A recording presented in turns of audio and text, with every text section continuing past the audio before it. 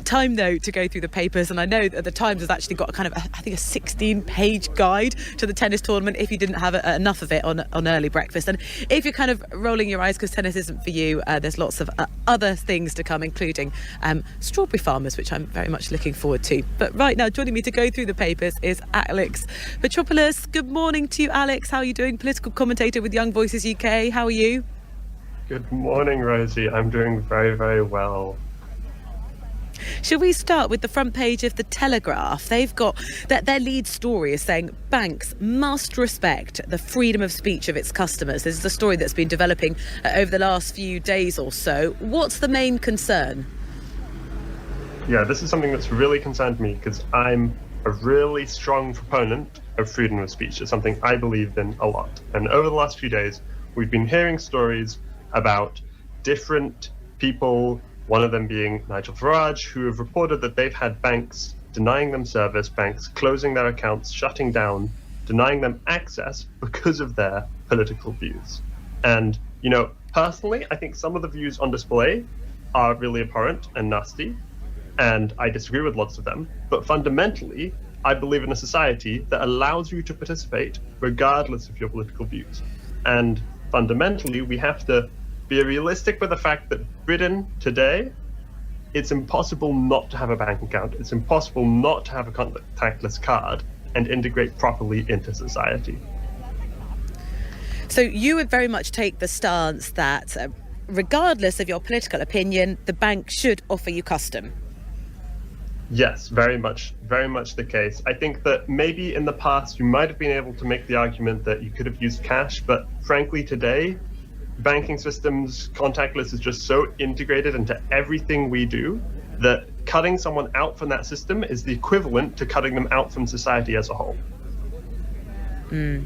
We know that there was one vicar who's quoted on the front page of The Telegraph who had his bank shut down. The messaging we're often getting from the banks, particularly Yorkshire Building Society, saying, look, we never close accounts based on opinions or beliefs. Accounts are only ever terminated if a customer is rude, abusive, violent or discriminates in any way. If that's the case, that's fair enough, isn't it? Again, I think freedom of speech is really, really important, Rosie. And the line between discrimination and expressing political beliefs can sometimes be blurry. Again, on a personal level, I find a lot of what's been said morally disgusting. But I still can separate that and say, you know what? Banking is a necessity to function. And we're not at the point, I don't think British society should exist at a level where we're outcasting people just because they're mean. Yeah, well, what we're learning is that Jeremy Hunt has said he's, according to the paper, deeply concerned that overzealous lenders, say to The Telegraph, are closing accounts because they disagree with customers' opinions. More on that story across the day. Of course, it has been developing. Also on the front page of The Telegraph, Alex, is Rishi Sunak being told to cut migration by 66% or risk this voter exodus. What's the warning and where's it coming from? So I think this is a really silly idea. This is coming from the more right-leaning side of the Conservative Party, and they're all saying, they're very concerned with the headline figure of 606,000 net migration this year into Britain. That means more than 600,000 more people entered the country than left. Frankly, some of the proposals they're raising, some of the things they're suggesting, cutting down on the number of care workers that we can import from overseas, cutting down on the number of student visas that we can bring in, ridiculous. At a time when Britain needs to be growing, at a time when the country is already suffering and we need these workers to be growing the economy, we need these workers to be supporting our universities, to be supporting our NHS. This sort of decision-making is just short-sighted and protectionist. So how do you think the Prime Minister is faring with, many of his pledges? Stopping the boats is one, and I know that's illegal migration rather than talking about migration, but it seems that the Conservatives are a bit muddled into what they actually want in terms of the number of people arriving in the UK who can then come here and work. Muddled is a really, really good word to use, Rosie, because you have to remember that the reason these numbers are so high are because of Boris Johnson's change to the law. We moved to this Australian-style points-based immigration system, And Rishi Sunak was Chancellor when that happened. He was in the cabinet. He endorsed these bills. He pushed this through the Commons. And so he created the system he is now claiming, or he's now being pushed to oppose. And on his pledges, he's failed to meet all of them. Well, should we look at his pledges? There's some interesting sort of reporting in the Times this morning that says 6 months on from when he made those 5 key pledges, Rishi Sunak may be set to fail on all of them. Is that a fair analysis?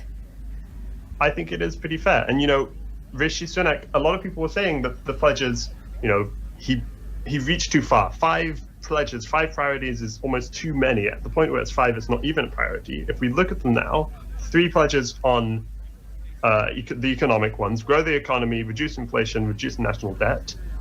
Economy, I wouldn't classify it as growing. Like point whatever percent isn't growth in my books. Inflation's still up, debt rising. So he's failed on the economy. Stopping the boats, that's failed as well. And with NHS waiting times, at the beginning of the year they were at 7.2 million. Now they're up to 7.4 million. At this point, you sort of got to be saying to yourself, Rishi, you're not going to win the next election, and you have to come to terms with that yourself. Well, there's another interesting report from Geraldine Scott, political reporter in the paper this morning, saying that middle-aged women hold the key to winning the next election. They're saying National Trust and WI members who've fallen out of love with Boris Johnson could swing seats across the country. What do you make of that analysis that says, look, there are people who potentially could be persuaded? Well, I think it was about a year ago that Dominic Cummings said that if the Tories wanted to win the next election, the ideal prime minister they needed was a woman from the West Midlands. And I think that we're quite far away from that with what we have with Rishi Sunak. But regardless, you have lots of polling that really does indicate that women are the crux and are the key to winning. YouGov found, 58% of women between 35 and 44 will be voting Labour next election. Only 9% will vote Tory. Again, with all these stories, I can't help but looking at it myself and saying, do the Tories really think they can win? Is this really a viable possibility in their minds? I think they'd be much better, personally, if they just stopped focusing on the next election, stopped focusing on losing votes and sort of stabilising, because you're not going to win, you're not going to stabilise. Just focus on pushing through some good, long-term, sensible policy. Well, it's the analysis of this political reporter that it's now sort of Labour and the Lib Dems who'll be trying to woo these middle-aged women. I think these middle-aged women could probably make their own minds up already, probably. Yeah, certainly. And Labour and Lib Dem, it's now no longer Tories' elections to win; it's their election to lose, right? And so it's sort of this feeding frenzy of who can pick up the Tory seats that are now what would have previously been safe Tory seats. We saw the by-election the other day is now going to be in Nadine Dorries' old seat is now going to be hotly contested. It's a coin flip at this point, which is remarkable. With all of these seats now just completely up in the air, there is renewed political activity, but that is good because these are people who were in seats that were previously untouched by the British political system because they were so safe. And it's good that these voices are now finally being listened to and heard by all parties. Yeah. Final story, Alex, that we should mention. Summer very much has started here in Wimbledon. There is an interesting story that, forget dry January, it's going to be a dry summer. As I'm not talking about the weather here in terms of what we're drinking, as we all sort of develop record thirst for low and no alcohol beer. I have to say I count myself among one of them. There seems to be this shift, doesn't there, with the population that maybe if it's because they're feeling more health conscious, that they're opting now to say, I'll just take the low alcohol option. Yeah, for me, Rosie, what's the most interesting about this story is the idea of the social effects of this, because when you go to your friends to the pub, when you're at a garden party and whatever, and everyone else is drinking, you feel a lot of pressure to participate. You feel a lot of pressure to not just be the boring person with your water. And so if you can break through that pressure by drinking something as well, drinking the same thing, it looks the same, it tastes the same, it just doesn't have alcohol, that really can start building momentum. And maybe what was holding back many people from making that switch was the fact that there was no easy alternative that let them just slide smoothly and make that transition in an almost eye blink fashion. What's your summer drink of choice, Alex? Ooh, summer drink of choice? Ribena does actually sound quite good right now. I like my sound things. Ribena sounds, that was not what I was expecting. Alex, thank you so much going through the papers with me this morning. Political commentator with Young Voices UK. It has been a pleasure.